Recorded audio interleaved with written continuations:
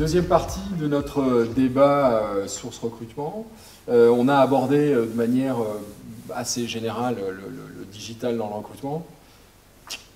Rentrons dans le concret et parlons des outils. Moi, je connais trois excellents outils. YouTrust, qui est le certificateur de parcours professionnel. Je connais InterviewApp et je connais MonkeyTie. Est-ce que vous pouvez nous en dire plus, Julien? InterviewApp. Oui, InterviewApp, c'est une société qui a été créée en 2010. Donc, c'est une start-up qui vieillit, mais qui a continué à se développer, à grandir avec ses clients. Et on les aide aujourd'hui sur deux points. Les aider à optimiser la performance du processus de préqualification des candidats à l'aide d'une solution qui permet de faire des entretiens vidéo qui sont automatisés. Donc de pouvoir poser des questions à des candidats de façon spontanée, mais ils peuvent y répondre quand ils le souhaitent. Je prends souvent l'exemple de la boîte à questions sur Canal+, qui sont des clients d'ailleurs, Canal+. Et puis on les aide aussi sur la partie coaching des équipes commerciales, où finalement on peut interviewer aussi ses propres collaborateurs en interne pour les challenger sur des objections clients, des argumentaires de vente. Et MonkeyTie? Alors j'ai le MonkeyTie, on s'est créé en fin 2012. Donc MonkeyTie, c'est un éditeur de logiciels sur les sujets du recrutement et de la mobilité interne, autour de ce qu'on appelle le matching affinitaire.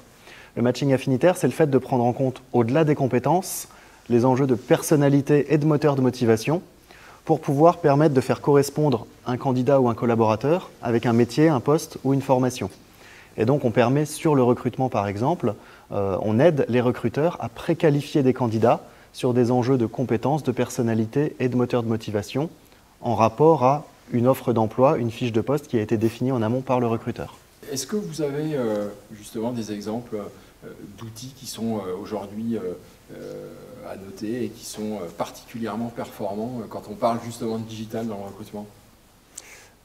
Oui, j'ai pensé à un outil en particulier. Alors c'est vrai que chez InterviewApp, on est très attaché au savoir-être, au savoir communiquer du candidat. On leur demande finalement un exercice qui est assez difficile, de s'exprimer et de se révéler. Et j'ai pensé à Welcome to the Jungle, qui cette fois-ci demande aux entreprises aussi de se révéler, de parler d'elles. C'est une des sociétés qui fonctionne très bien parce qu'ils permettent de rééquilibrer un petit peu la balance dans ces domaines, aussi bien demander aux candidats de se révéler, mais aussi à l'entreprise de montrer ce qui se passe à l'intérieur, quels sont les collaborateurs, parler un petit peu plus de la culture aussi d'entreprise. Jérémy? Si on enlève les sites de recrutement, Oui. l'innovation RH sur le sujet du recrutement, c'est plus de 150 startups rien qu'en France. Donc c'est extrêmement vaste. Et il y a un outil que j'aime particulièrement parce que ce qu'ils font correspond à un métier extrêmement difficile sur lequel beaucoup de startups se sont cassés les dents, c'est le sourcing. Identifier, trouver les candidats. Le fameux sourcing. Et donc c'est une startup qui s'appelle Yatedo et qui utilise énormément de signaux faibles disponibles en ligne et qui concernent les individus, les gens, afin d'identifier leur pertinence à un poste et leur susceptibilité d'être intéressés par ce poste. Et je pense que ce qu'ils font, c'est vraiment sur la partie du sourcing, c'est vraiment l'avenir. C'est quoi l'outil idéal alors pour le coup dans le digital? Ouais, c'est une vaste question évidemment, mais c'est quoi? C'est l'outil qui allie modernité, efficacité, ergonomie. Alors l'outil idéal, il n'existe pas, hein, on est d'accord, on va clore on est en phase. le sujet. Mais par contre, je pense qu'il y a quelque chose qui est peut-être commun à tous les outils, c'est de faire attention à l'expérience candidat, quel qu'il soit.